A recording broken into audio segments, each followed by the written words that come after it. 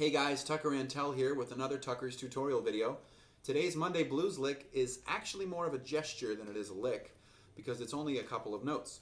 But it's a sound that I really love, and you hear a lot from blues players like that of B.B. King or Muddy Waters or Sonny Boy Williamson or Howlin' Wolf, those kind of guys.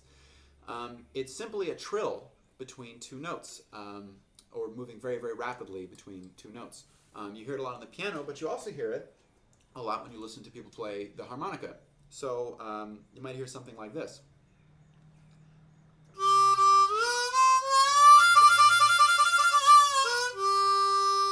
Or on the piano, for instance, people are playing the blues.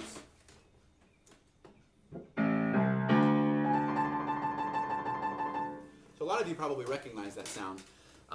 It's a really cool thing to play, and I actually thought, why not put it on the saxophone, you know, or another instrument.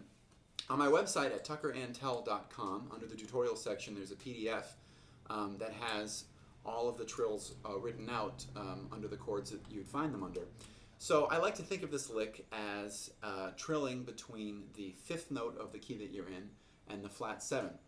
And that, of course, creates a minor third, which is a little different than other trills that you find in music, which is usually only either a half step or a whole step. And that's what gives it its cool sound. So if we're playing a G blues, for instance, and I'm playing saxophone, I'd play between my E and G.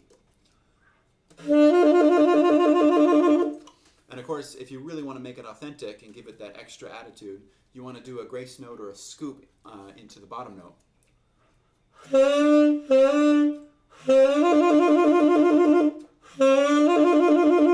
And the scoop can last as long as you want. It sort of depends on how greasy or how much attitude you want to put into it. So that would be G7 between D and F. But on the sheet music that I have on my website, I have every key and the two notes that you'd want to trill from. A cool way to practice this too is to descend in half steps. So that might sound something like this.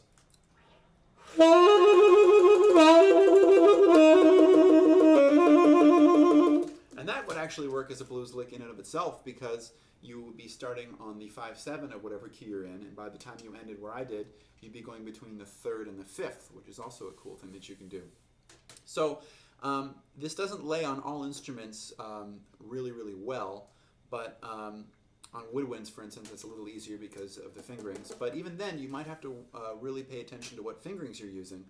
There's a couple of challenges. For instance, on saxophone, if you're going between a note in the lower register and the upper register, things can get clunky in a hurry.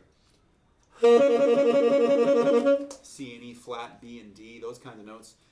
Anything from a non-octave key note to an octave key note gets a little clunky, so I would strongly suggest trying out some alternate fingerings. For instance, if you're going between a C and an E flat, you'd want to play a high E flat fingering using the palm keys, but don't use the octave key. So instead of you get, it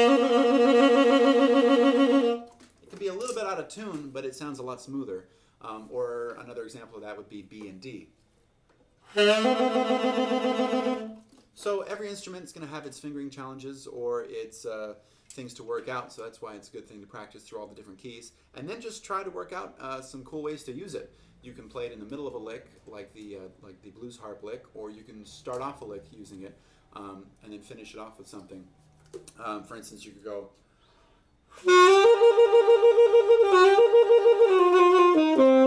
Or.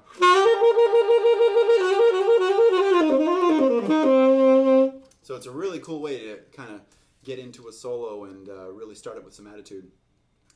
So I hope you guys can use that or find that useful for some of your blues improvising. And the next video is actually going to be on Wednesday, when I'm going to be sharing a really cool scale pattern to improve technique. So I'll see you guys then.